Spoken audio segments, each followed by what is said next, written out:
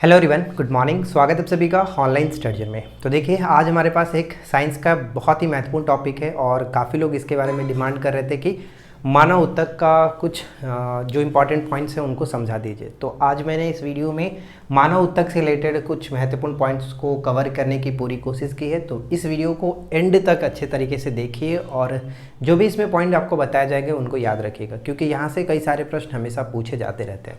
तो फिलहाल चलिए इस वीडियो को शुरू करते हैं। तो सबसे पहले हम बात करेंगे मानव ऊतक। ऊतक क्या है? ऊतक आप सभी को पता है कि ऊतक किसे कहते हैं।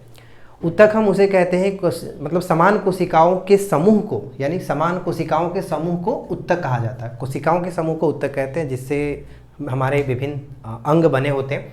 अब यहाँ पे अगर हम बात करें कि हम पढ़ रहे हैं मानव ऊतक, तो ऊतक तो हम बाद में डिस्कस करेंगे, लेकिन फिलहाल हम बात कर रहे हैं मानव ऊतक। ऊतक के अंदर जो मानव ऊतक है, जैसे पौधा ऊतक, हमने पादप ऊतक के बारे में आपको एक वीडियो बनाया था। अब यहाँ पे हम बात करें मानव ऊतक।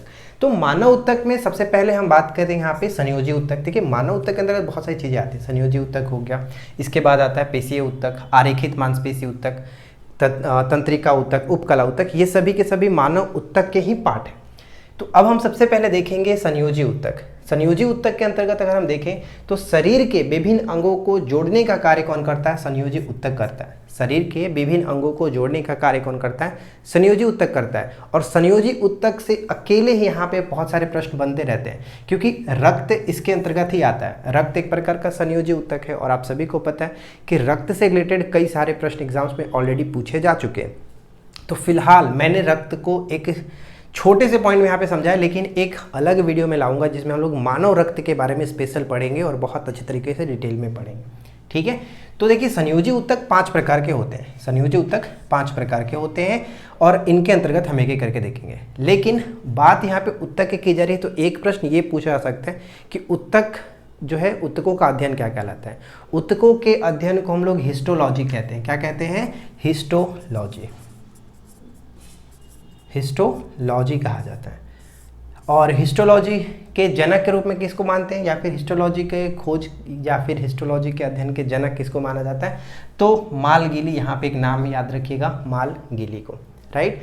तो अब बात करते हैं हम लोग संयोजी ऊतक में 5 प्रकार होते हैं, तो 5 प्रकार को एक एक करके देखेंगे। तो सबसे पहला पॉइंट आपका आता है रक्त।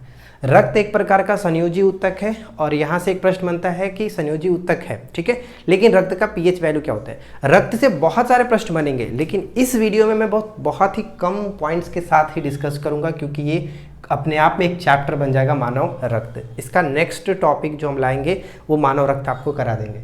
तो फिलहाल देखिए, रक्त एक संयोजी ऊतक है। इसका पीएच वैल्यू 7.4, जो कि एक प्रकार का क्षारीय है।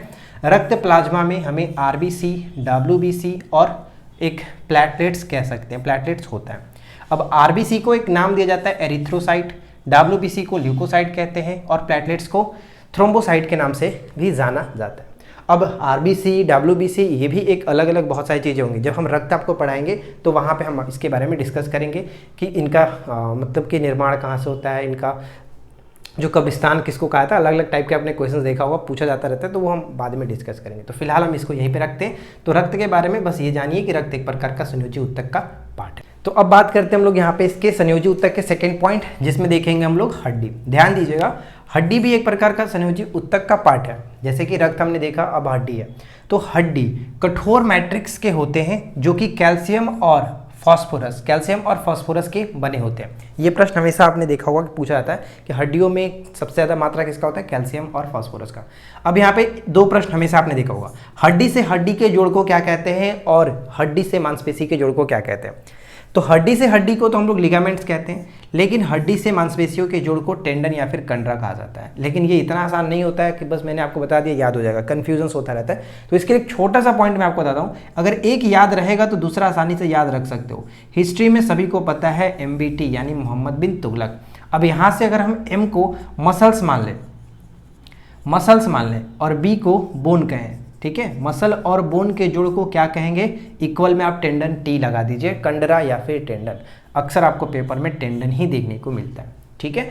मसल और बोन के जोड़ को टेंडन कहते हैं, जबकि हड्डी से हड्डी को लिगामेंट्स कहा जाता है। तो ये आप आसानी से याद रखिए, दिक्कत नहीं होगा। अब इसके बाद थर्ड पॉइंट पे आते हैं, जो कि उपास्थि। उपास्थि क्या है? तो उपास्थि भी एक प्रकार का संयोजी उत्तक है जो कि प्रोटीन और शर्करा से बना ठोस मैट्रिक्स होता है। और हमारे शरीर में अगर हम देखा जाए तो जैसे कि देखिए, अगर हमारे नाक को देखा जाए तो नाक भी एक तरह का हड्डी का काम करता है, लेकिन बहुत ही लचीला होता है। तो यहाँ पे देखिए, नाक, कान, श्वास नली और स्वर यंत्र। स्वर यंत्र का मतलब जो ये हमारा होता है ना, इसको कहते हैं स्वर यंत्र। ये सभी के सभी उपास्थि के बने होते हैं। होते तो हड्डी के टाइप के हैं, लेकिन इसमें लचीलापन ज़्यादा होता है। और एक प्रश्न हमेशा पूछा जाता है कि शार्क में कितनी हड्डियां होती हैं। तो मैं आपको बता दूं कि शार्क मछली जो है उसमें एक भी हड्डी नहीं होता है, उनका पूरा का पूरा शरीर उपास्थि का ही बना होता है। ये प्रश्न हमेशा पूछा जाता है कि शार्क का शरीर बना होता है किसका? उपास्थि का ही बना होता है। तो ये चीज़ आपको ध्यान रखना है। चौथा पॉइंट आता है एरियोलर संयोजी उत्तक। एरियोलर संयोजी उत्तक ये क्या है? यह त्वचा और मांसपेशियों के बीच, ध्यान दीजिएगा, यह त्वचा और मांसपेशियों के बीच रक्त वाहिकाओं के आसपास पाया जाता है। रक्त वाहिकाओं के आसपास त्वचा और मांसपेशियों के बीच मिलता है हमारा ये जो संयोजी उत्तक देख रहे हैं, एरियोलर संयोजी उत्तक। ठीक है, आंतरिक अंगों का ये समर्थन करता है, उत्तकों के मरम्मत में सहायता करता है। कौन? यही आपका उत्तक है जो कि संयोजी उत्तक, एरियोलर संयोजी उत्तक। तो यहाँ तक तो 4 दिक्कत नहीं होगा, अच्छे से ध्यान रखिएगा। अब इसके बाद आता है हमारा 5वां, वसा संयोजी उत्तक। वसा संयोजी उत्तक के अंतर्गत वसा भंडारण के लिए बस महत्वपूर्ण है। और साथ ही साथ एक प्रश्न ये भी कहा जाता है कि बुजुर्ग लोगों को जो झुर्रियाँ आने लगता है वो शरीर में वसा की कमी होने के कारण ही, वसा संयोजी उत्तक की कमी होने के कारण ही झुर्रियाँ आने लगता है। तो ये भी कहा जाता है। अब यहाँ पे हमारा नेक्स्ट जो पॉइंट है वो है पेशीय उत्तक। जैसे कि पहला हमने देखा संयोजी उत्तक, इसके 5 पार्ट थे, पांचों हमने प्रकार आपको बताया। अब हमारा सेकेंड पॉइंट कि पेशीय उत्तक।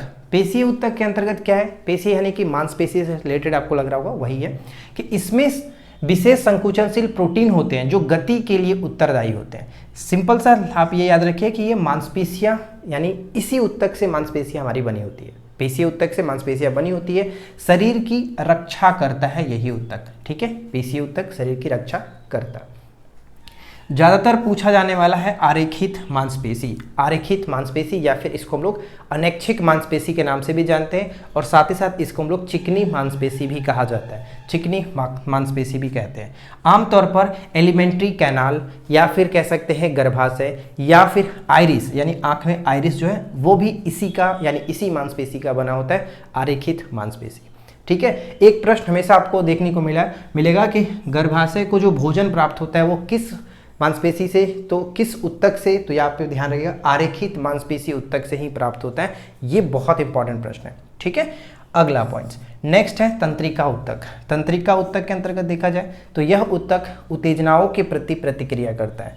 यह उत्तक जो है वो उत्तेजनाओं के प्रति प्रतिक्रिया करता है। हमारा मस्तिष्क हो गया, रीढ़ की हड्डी है, नसें, तंत्रिका उत्तक या फिर न्यूरॉन्स के बनी होती हैं। तंत्रिका उत्तक का बहुत ही अच्छा है जो कि आपका मस्तिष्क, उदाहरण मस्तिष्क बना होता है, रीढ़ की हड्डी हो गई, या फिर जो हमारी नसें हैं वो सभी के सभी तंत्रिका उत्तक के ही बने होते हैं।